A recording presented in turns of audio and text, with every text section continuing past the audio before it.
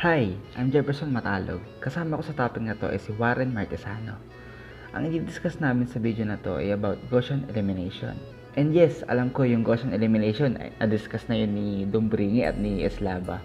Pero dito, sa video na to, iba naman i-discuss namin. Ito yung improved version ng Gaussian elimination. It's called Gaussian elimination with pivoting. So siguro, alam nyo naman yung word na pivot. Ito yung center ng pag-ikot ng isang bagay. Sa physics, alam ko minsan tinatawag ito na fulcrum or kaya naman reference point. Tulad ng kapag sa basketball, pag tumigil ka, di ba, may tinatawag na pivot foot. As long as di mo inaalis yung pivot foot mo, kahit umikot-ikot ka, di ka matatawagan ng travel. So, yun lang, nakita ko example. Pero, mabalik tayo sa topic. Bakit nga ba nagdagan ng pivot foot, ng pivot yung Gaussian elimination? Pero bago dun, review muna tayo about sa Gaussian elimination. Yan. One of the most popular techniques for solving simultaneous linear equations is the Gaussian elimination method. Tapos, meron siyang dalawang step, yung elimination at saka yung back substitution. Yan, para pakita natin yung formula or yung proseso. Yan, para ma-eliminate or gawing zero yung value ng isang term.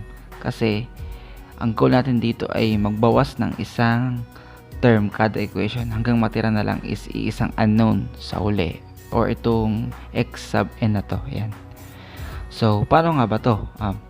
Makikita natin na yung first equation is kompleto ng unknown x1, x2 at x3 at merong coefficient na a row 1, column 1, a row 1, column 2 at saka a row 1, column 3 and so on. Sa second equation is nawala na yung isang unknown x1. Pero mapapansin natin na yung a prime sa row 2, column 2 is equals dito. Nakuha yung formula na yan dahil di ba nga need natin mag-eliminate ng unknown x1 sa pangalawang equation or sa lahat pababa. Para magawa yun, dapat maging parehas yung value ng coefficient ng first term ng equation 1 at saka yung first term ng equation 2. Para magawa yun, makikita natin na ito, dinivide sa a11 yung buong equation 1 tapos minultiply sa value ng a21. Dahil doon na-cancel yung value ng a11 at napalitan na ng value ng a21.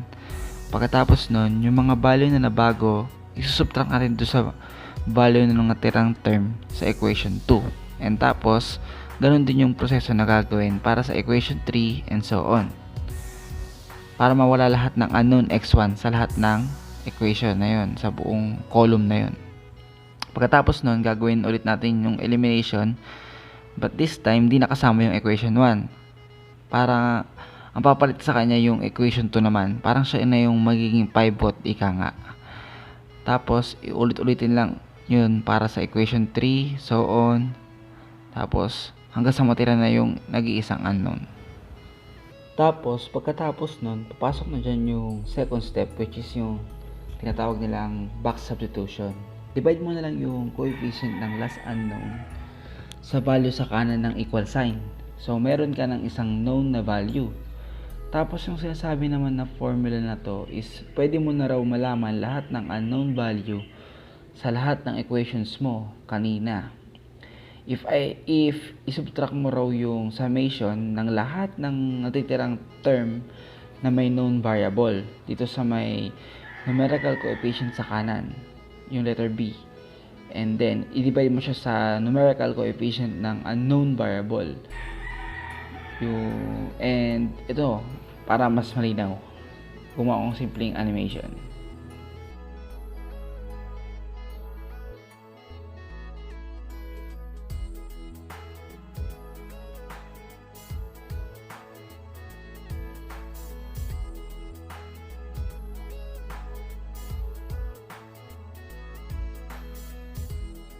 O ayan, na-review na natin yung Gaussian elimination. So balik tayo sa why. Bakit kailangan ng pivoting? Ito ay dahil minsan mayroong pagkakataon na magkakaroon tayo ng tinatawag na division by zero.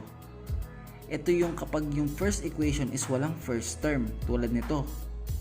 O kaya naman kapag ginawa na natin yung first forward elimination, nagiging zero naman yung value ng ibang coefficient. Tulad nito, di ba yung first equation nito? na may 5, 6, at 7, i-multiply natin siya sa 10. Tapos, i-divide naman sa 5. Bali, yung first term, okay, may eliminate siya. Kaso, yung second term, nadamay din, na-eliminate din. Kasi, 10 times 6, magiging 60. Divide mo siya sa 5, magiging 12 yung sagot. Bali, yung pag sinubtract na, magkakaroon na tayo ng 0 na coefficient.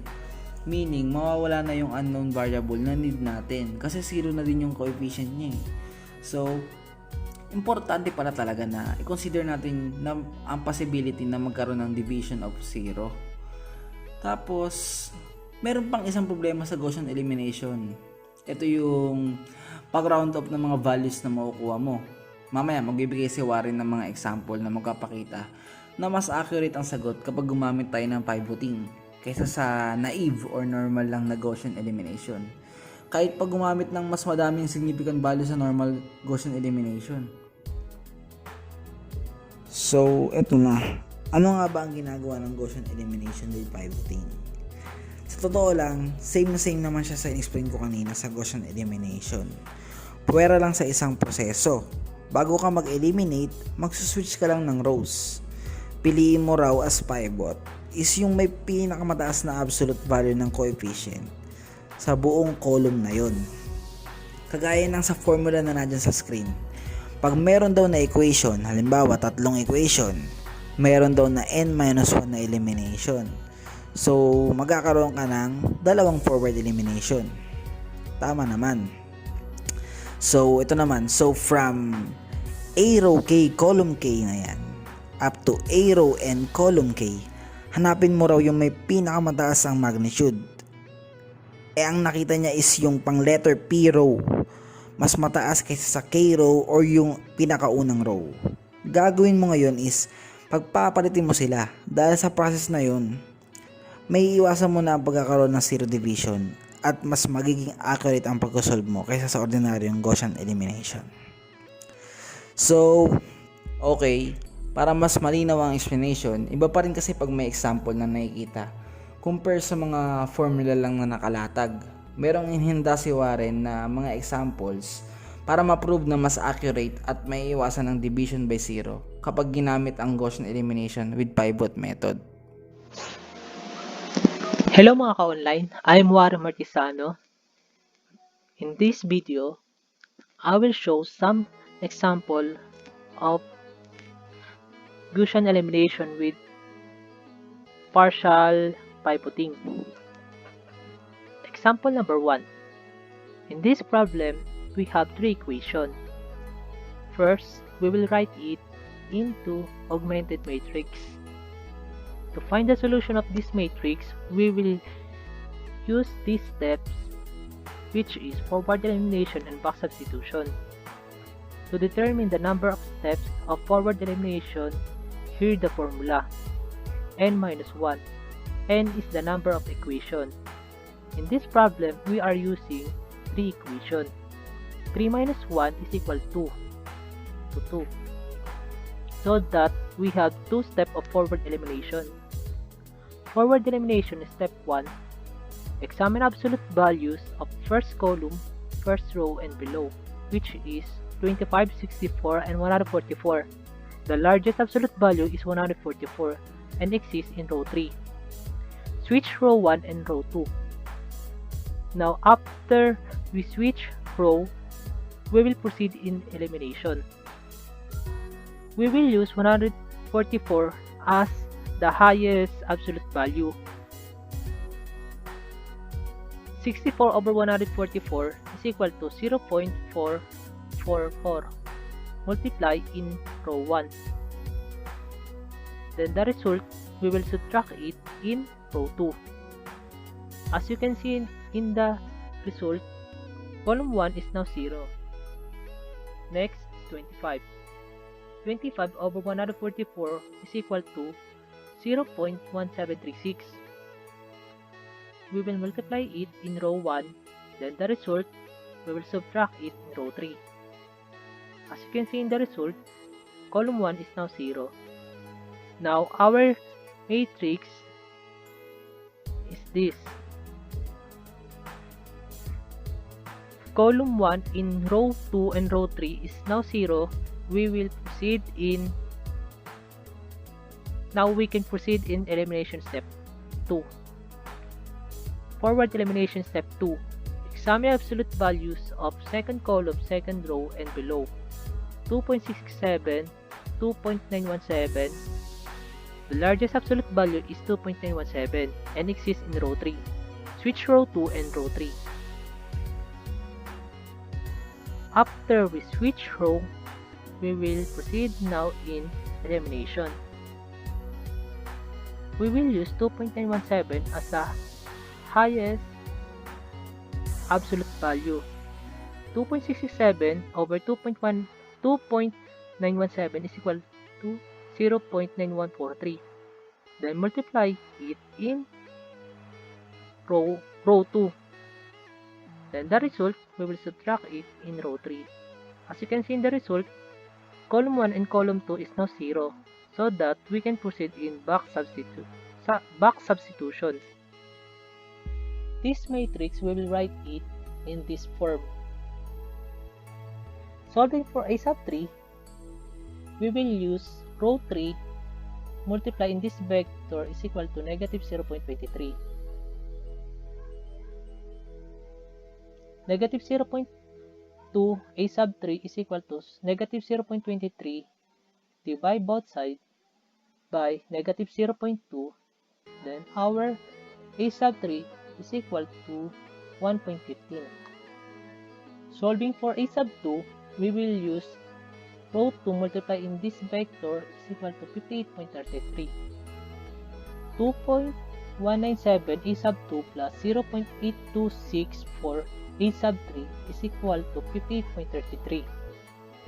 Substitute the value of a sub 3 in this equation, then transpose to the right, then divide by 2.197.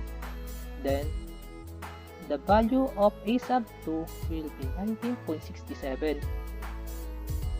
Solving for a sub 1, we will use row 1 multiply in this vector equal to 279.2. Substitute the value of a sub 3 and a sub 2 in this equation, then divide, then transpose to the right, then divide by 144, and our sub 1 and our a sub 1 is equal to 0.2197.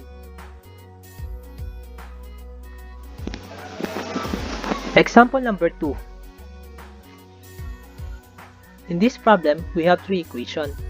5x sub 2 plus 6x sub 3 is equal to 11. 4x sub 1 plus 5x sub 2 plus 7x sub 3 is equal to 16. 9x sub 1 plus 2x sub 2 plus 3x sub 3 is equal to 15. First, we will write it in two augmented matrix. Then next is forward elimination step 1. Examine absolute value of first column, first row, and below, which is 0, 4, and 9. The largest absolute value is 9 and exists in row 3. Switch row 1 and row 3. And now, after we switch row, we will proceed in elimination. We will use 9 as the highest absolute value to eliminate this 4. 4 over 9 is equal to 0.4444. Multiply in row 1.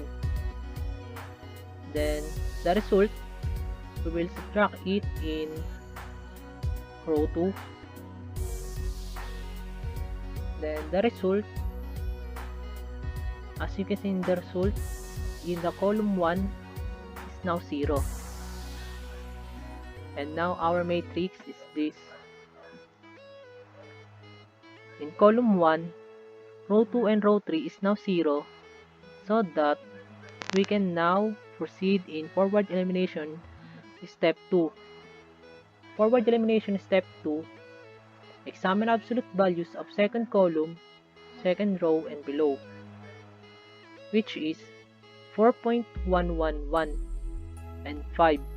The largest absolute value is 5 and exists in row 3. Switch row 2 and row 3. And now, after we switch row, we will proceed in elimination. We will use 5 as the highest absolute value to eliminate this 4.111. 4.1111 over 5 is equal to 0.8222 multiply in row 2.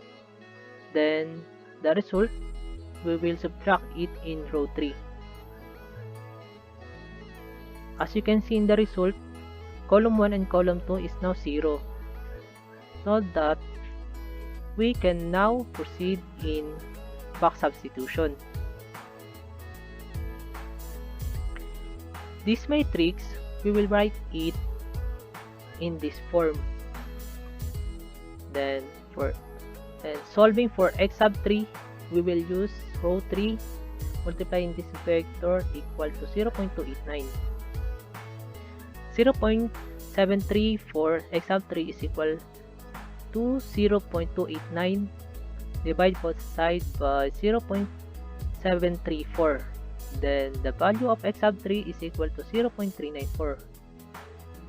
Solving for x sub 2, we will use the row 2 multiply in this vector equal to 11. 5x sub 2 plus 6x sub 3 equal to 11. Then substitute the value of x sub 3, then transpose to the right, and divide by 5. Then the value of our x sub 2 is equal to 1.727. Solving for x sub 1, we will use row 1 multiply in this vector equal to 15. 9x sub 1 plus 2x sub 2 plus 3x sub 3 is equal to 15. We will substitute the value of x sub 2 and x sub 3, then transpose to the right, and divide by 9. Then our value of x sub 1 is 1.1515. Example number 3. Find the solution using Gaussian elimination with partial pivoting using 5 significant digits with chopping in your calculation. The given is 20x sub 1 plus 15x sub 2 plus 10x sub 3 is equal to 45. Negative 3x sub 1 plus 2.249x sub 2 plus 7x sub 3 is equal to 1.751.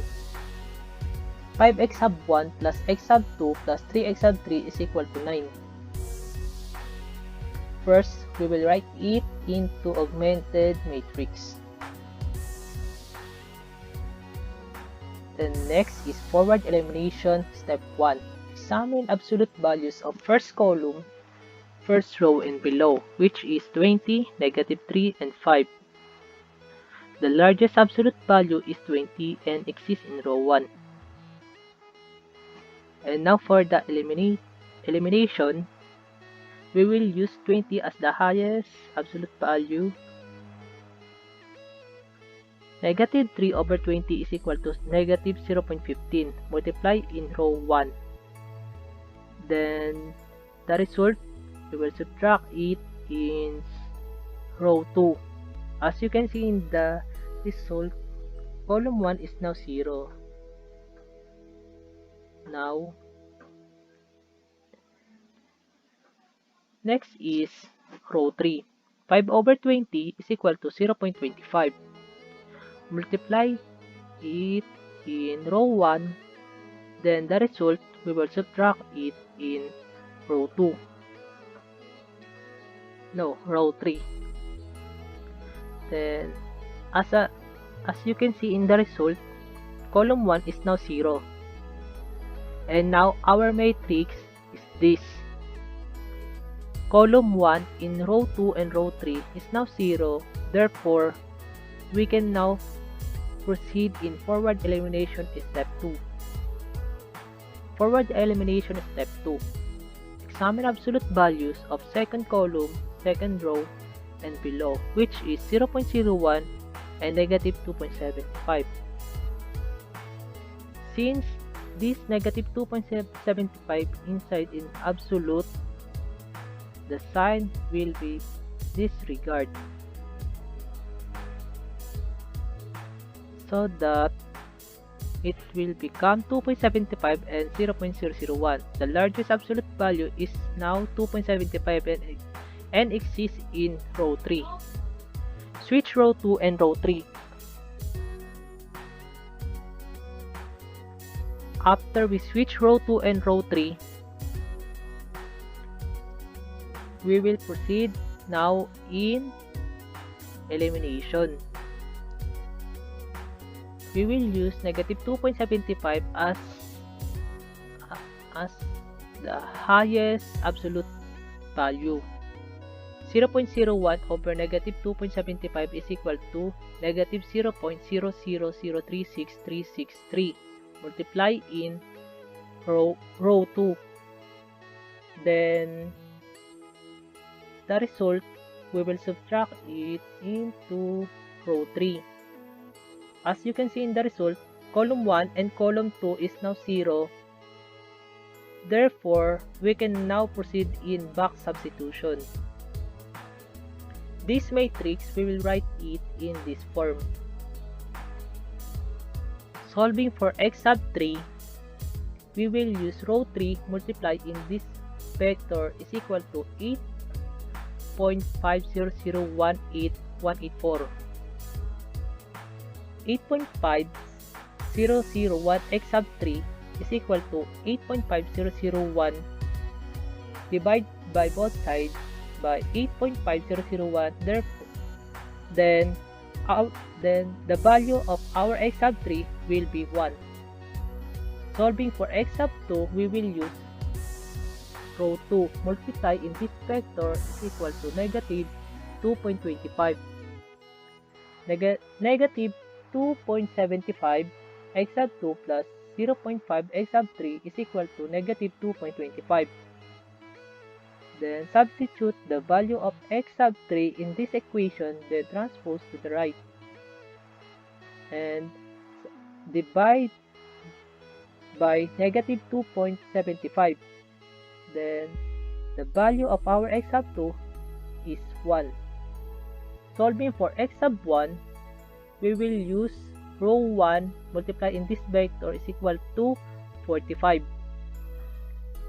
Then substitute the value of x sub 3 and x sub 2 in this equation, then transpose the right, then divide by 20.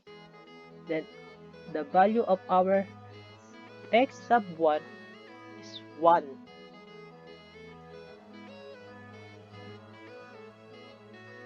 So, ayun. Napakita na ni Warren kung paano ang step-by-step na pag-solve ng linear equation gamit ang Gaussian elimination with pivoting. Gumawa nga pala ako ng table para ma-compare natin or para makita natin yung kagandahan ng Gaussian elimination with pivoting. Dito sa division by zero, makikita natin yung equation na to. Walang first term sa unang equation. Dito masosolve ng normal na Gaussian elimination. Pero nung gumamit si Warren ng Gaussian elimination sa example number 2, makikita natin na nakuha niya yung sagot. Ito. Dito naman sa round off, makikita natin na mas accurate ang sagot pag gumamit ng mas maraming significant figures. Pero nung gumamit tayo ng pivoting, kahit 5 significant figures pa lang ang ginamit, nakuha na agad natin yung exact value. So, it means na mas accurate talaga ang Gaussian elimination with pivoting. So, ayun. Yan na ang lahat-lahat tungkol sa Gaussian elimination with pivoting. Salamat sa pakikinig.